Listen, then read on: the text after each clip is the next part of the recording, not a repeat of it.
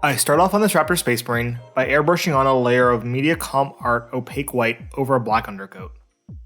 This highlight is pretty much a zenithal highlight, where I'm trying to hit all of the top parts of the Marine's armor and leave the shadows shaded black. However though, because I'll be spraying over with a semi-transparent paint next, I do want to make sure that most of my model is actually a gray mid-tone and not pure black, as the transparent paint I'll be putting on next will not show up as well over a pure black undercoat. Next, I spray on 2 thin layers of Ardennes green over the entire model.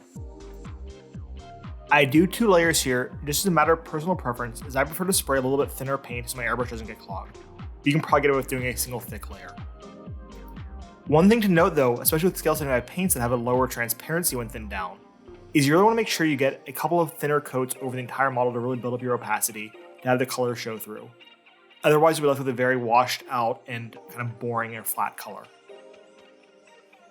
Next up, I mix a little bit of Nakar into the green and apply this as a mid highlight, where I'm trying to reapply and brighten up my color where the white was before. This is then followed up by one more highlight of pure Nakar, that just a very quick spot highlight or a quick trigger pull at the highest points of the Marine's armor to really add a bit more contrast to the model. As you can see here, the Marine is fairly pastel and washed out and does not fit the iconic green color scheme of the Raptors Chapter. But that's okay, and I'm going to fix it by using inks next. In my airbrush cup, I mix a couple of drops of Inktense Olive from scale 75 with about 10 or so drops of airbrush thinner. I want this to be pretty thin, as I find that the intensity inks are, well, very intense as the name suggests, and if you go too heavy with them, you can really obliterate all the contrast we spent so long building up before. This ink mixture is applied in 2 thin layers over the entire model to build up the color intensity and to dull down the pastel colors before. I still want to push the contrast of the model a bit further though, so I take some of this green ink mixture and do a few more targeted shades in the deepest shadows of the Marine's armor. One thing to note though when shooting ink like this, you want to make sure that all of the ink layers from previous steps are fully dried before adding on new ones, or else you're on the risk of spiderwebbing or blowing around still wet paint across your model. I also spray the entire model with Vallejo gloss varnish here, to lock in the inks and to ensure they don't accidentally rub off. Next, I turn to my trusty streaking grime by Ammo Mig and apply this liberally over the entire model and left to dry.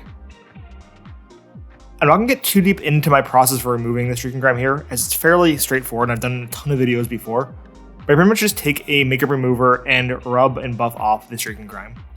If you want to see a more in-depth example of this though, I have a really cool video on how to do Death Guard Marine for the pre-Heresy army up in the top right hand corner here that you should check out.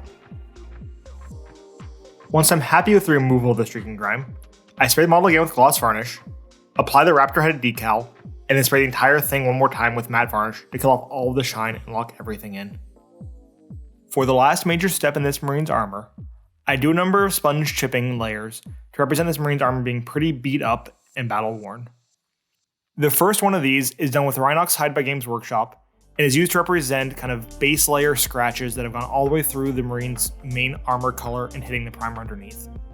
This is followed up by 2 more layers of Ardennes Green and Field Gray, both by scale 75, which are green colors that are very similar to the base armor color, but are used here to represent scratches and dings that would catch light a little bit differently than the flat armor around it, and thus are reflected back with these sponge-tipped highlights. I also mix up a little bit of scale 75 Field Gray with Nakar here, and use this as a final, very lightly sponged on chipping layer, as well as I lightly highlight the various edges of the Marine's armor in a stippling motion, where instead of doing a pure edge highlight, I gently kind of stab the brush at the edges of the Marine's armor to give a more uneven appearance while still looking like an edge highlight. Finally, I do a very light sponge chip of heavy metal, just to represent a few places of the armor where the chip's gone all the way through to the bare metal underneath. So that's pretty much it for how I painted this Marine's armor. If you like the video, please don't forget to like and subscribe, as I have new videos coming out every week that I think you'll enjoy as well. As always, thanks for watching, and hobby on.